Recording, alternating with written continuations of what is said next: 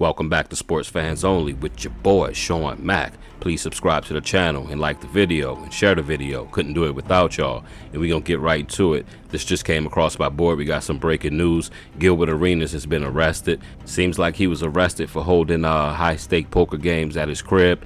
I'm not sure exactly where it's at, but we gonna find out. Let's get to this article and I'll be back to spit some more to high fire holla. This article is from CNN. Former NBA star Gilbert Arenas was arrested Wednesday and is accused by the Department of Justice of being part of a high-stake illegal gambling ring that ran out of one of his houses in California. Arenas, 43, is facing a federal indictment on a count of conspiracy to operate an illegal gambling business, one count of operating an illegal gambling business, and one count of making false statements to federal investigators, according to the Justice Department. Arenas rented out an Chino, California mansion to host illegal poker games. If convicted, Arenas faces up to 5 years in prison on each charge. According to the indictment, filed by prosecutors in Los Angeles, Arenas directed Arthur Katz, 51, to stage the games. Katz would then prepare the home and collect rent from each other individuals accused of being involved in the scheme. Yevgeny Gershman, who the department described as a, quote, suspected organized crime figure from Israel, end quote, Eugenie Torsvitsky, Alan Austria, Yarton Cohen, and Evgeny Kretchen would manage the illegal gambling being done at the home, according to the indictment. All other defendants face charges of one count of conspiracy to operate an illegal gambling business and one count of operating an illegal gambling business. No lawyers for Arenas or for the other defendants were listed in court documents on Wednesday afternoon. Justice Department investigators accused Arenas, co-defendants, of collecting money off each prize pot, inviting people to play in the games, hiring young women to serve drinks, provided massages, and offered companionship to people playing the games and collecting a portion of what the women earn from their work. According to the indictment,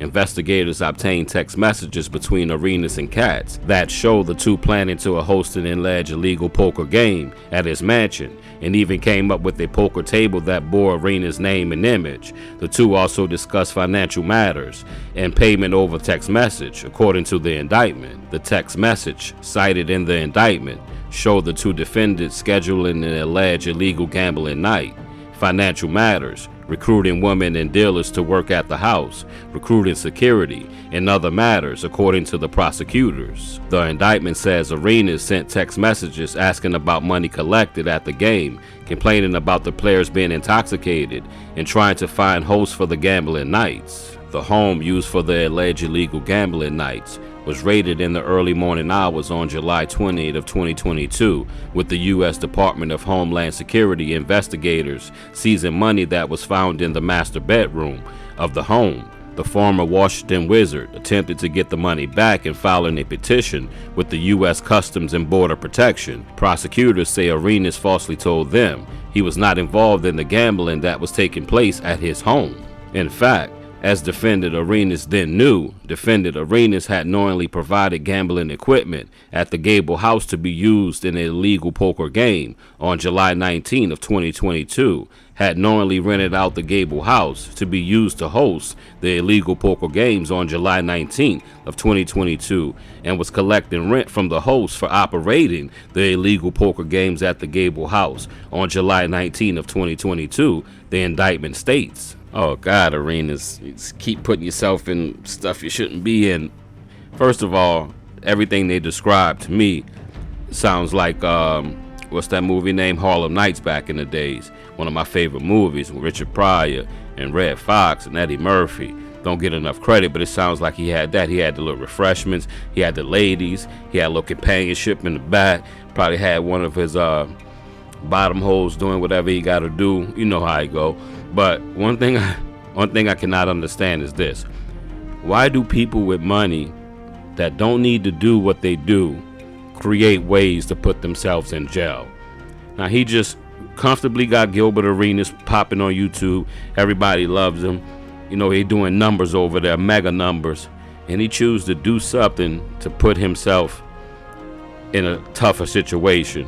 Is it just that competitive thing that they got to be going against each other and they need that competitiveness?